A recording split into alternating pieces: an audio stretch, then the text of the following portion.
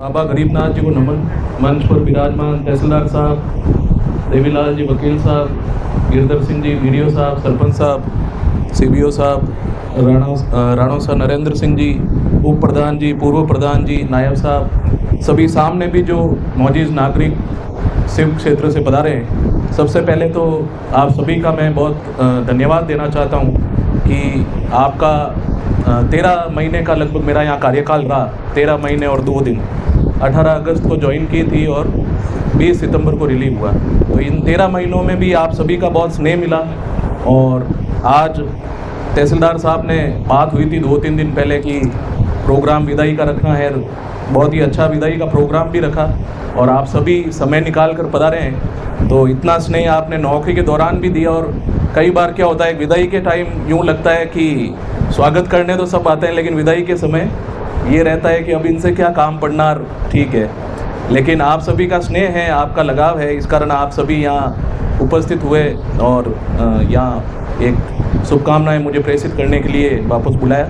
तो सभी का एक बार पुनः धन्यवाद। समझ जो रेवेन्यू स्टाफ भी बैठा है, जैसे अभी छगन सिंह जी, हाकम जी और बात कर रहे थे, 18 अगस्त एक्चुअली मेरे यहाँ से पहले पोस्टिंग थी बिलाड़ा। तो एक सरकार का नियम रहता है कि जब भी निर्वाचन होने होते हैं तो निर्वाचन आयोग का एक सर्कुलर रहता है, 3 साल से ज़्यादा अगर किसी का कार्यकाल हो तो वो उसी ज़िले में नहीं होकर दूसरे ज़िले में उनकी पोस्टिंग करनी होती है। तो यहाँ जो उस समय एसडीएम साहब थे महावीर सिंह जी, तो उनका ही मुझे कॉल आया था कि आप शिव मतलब ठीक है जगह, और यहाँ इलेक्शन बहुत ही सरलता से हो जाएंगे और आपके लिए चुनाव का अनुभव भी हो जाएगा, क्योंकि ये आरओ सीट भी है। तो एज ए आरओ भी एसडीएम के रूप में सिर्फ एक ही मौका मिलता है। अगली बार वापस चुनाव होगा, जब तक एसडीएम रहते नहीं है तो एक ही मौका मिलता है। तो आरओ का भी अनुभव हो जाएगा और यहाँ चुनाव सबसे ईजी होंगे आपके, कोई समस्या नहीं आएगी। तो मुझे भी यही लगा ठीक है, चुनाव का भी अनुभव होगा और इस बहाने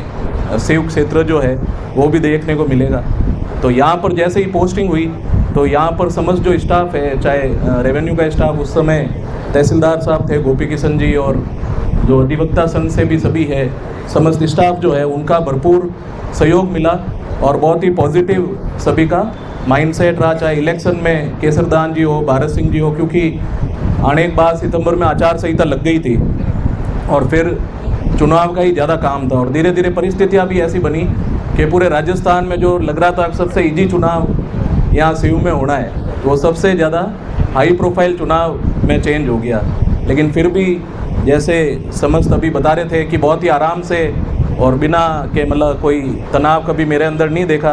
तो इस प्रकार से चुनाव होने का एक कारण ये भी था कि समस्त यहाँ के लोग बाग जितने भी हैं, चाहे जो वोटर हो, चाहे यहाँ के ब्लॉक अध्यक्ष नेता हो, चाहे पार्टी के कार्यकर्ता हो, चाहे यहाँ का अपने शिव का जो स्टाफ था, इलेक्शन का, रेवेन्यू का पूरा स्टाफ और पंचायती राज का पूरा स्टाफ, क्योंकि इसमें इलेक्शन में रहता है, चाहे समस्त BLOs हो, समस्त सुपरवाइज़र हो, सभी ने बहुत पॉजिटिवली और पूरा अपना 100% एफर्ट देके, और चाहे यहाँ के किसी भी पार्टी से कोई भी कार्यकर्ता हो, बहुत ही शालीनता से उन सभी ने सहयोग किया। तभी इतना हाई प्रोफाइल चुनाव भी बहुत ही ईजी और बहुत ही सरलता से संपन्न हो गए।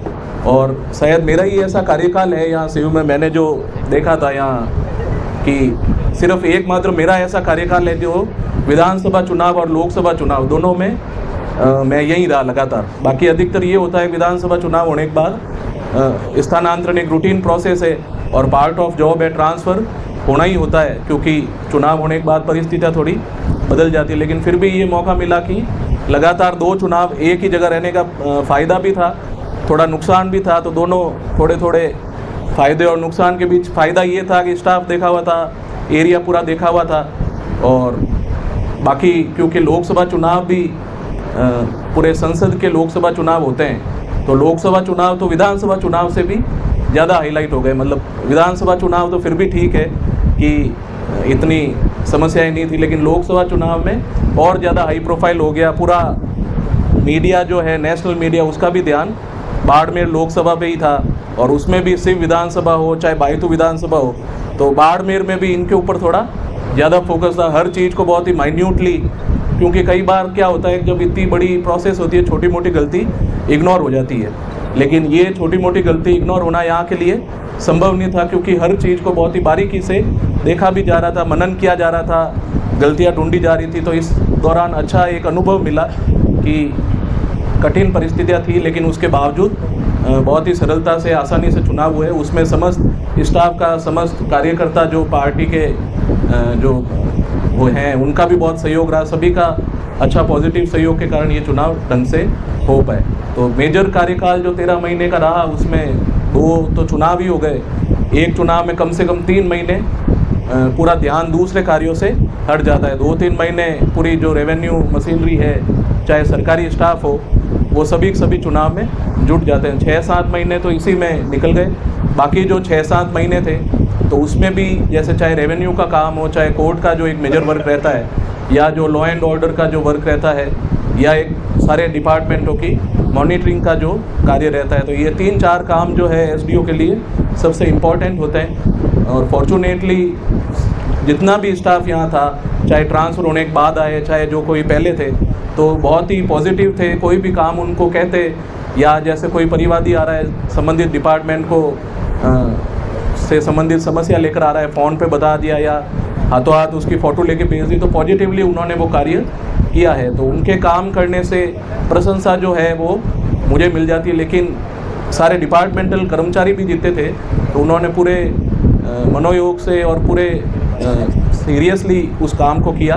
तो उसके लिए उनका भी बहुत बहुत धन्यवाद। यहाँ के शिव तहसील अब जो एक उप तहसील बिहाड़ भी बन गई है, तो इन दोनों में भी जो कार्यरत अपने जितना भी रेवेन्यू स्टाफ है, तो बहुत ही सिंसियर और बहुत ही पॉजिटिव माइंडसेट। और कभी भी किसी भी पटवारी आ रही, ये तहसीलदार, एसडीओ, एसएचओ, ये पोस्ट ऐसी होती है जिसमें शिकायत होती ही होती है। कोई भी व्यक्ति जो है, क्योंकि इसमें स्टेक होल्डर ज़्यादा होते हैं, तो सभी को संतुष्ट करना या 100% सेटिस्फाई करना पॉसिबल नहीं होता, क्योंकि 2 पक्ष जब आपस में उलझते हैं तो एक पक्ष नाराज़ होता ही होता है। लेकिन फिर भी कोई भी, चाहे रेवेन्यू स्टाफ हो, चाहे और भी कोई स्टाफ हो, कभी भी इस प्रकार की कोई बड़ी शिकायत उनकी प्राप्त नहीं हुई।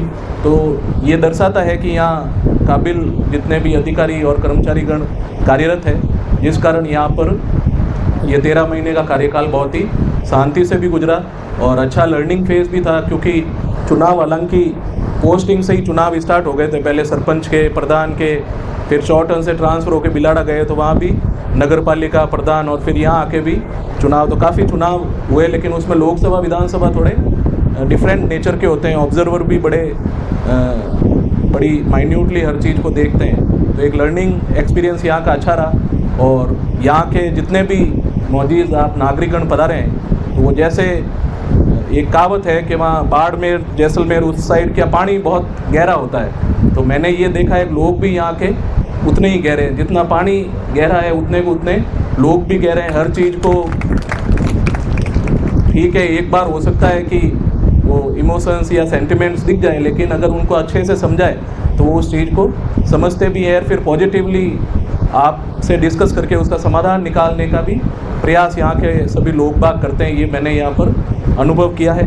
और 13 महीने के इस कार्यकाल में हो सकता है, क्योंकि मैंने जैसे पहले निवेदन किया कि पोस्ट ही ऐसी है कि जिसमें कुछ ना कुछ तो कुछ ना कुछ नेगेटिव जो है वो देखने को मिल ही जाता है, या 100% संतुष्टि किसी के लिए हो ये ज़रूरी नहीं है। लेकिन फिर भी अगर मेरे से कभी कोई भूलवश अगर ऐसा कुछ हुआ हो, तो आप उसको मन में नहीं रखें। और जैसे अभी सभी फरमा रहे थे कि अभी पोस्टिंग बालेसर हुई है, तो अगर सभी जो जोधपुर जाने का ज़्यादातर जो रास्ता है वो यही लेते हैं, फलसुंड होकर बालेसर होकर फिर ही जाते हैं। तो सभी से रिक्वेस्ट भी यही रहेगी कि जब भी आप बालेसर होके पधारें, तो कम से कम 5-10 मिनट निकाल के ज़रूर मिलना है, फ़ोन ज़रूर करें। अगर मैं ऑफिस में रहूं तो कम से कम वहाँ पर चाय पी के आप ज़रूर पधारें, ताकि वापस ये जो टाइम है यहाँ जो निकला है तो उसको रिलीव कर सके, क्योंकि वापस ऐसे मौके कम मिलते हैं। तो ये आप सभी से एक ज़रूर निवेदन रहेगा कि आप जब भी पधारें तब 100% फ़ोन करें, 100% ऑफिस आप ज़रूर पधारें, ताकि आप एक बार मिल के ज़रूर पधारें। पुनः आप सभी ने आज यहाँ आमंत्रित किया विदाई समारोह में और इतना स्नेह दिया, उसके लिए पुनः बहुत बहुत धन्यवाद। जय हिंद, जय भारत।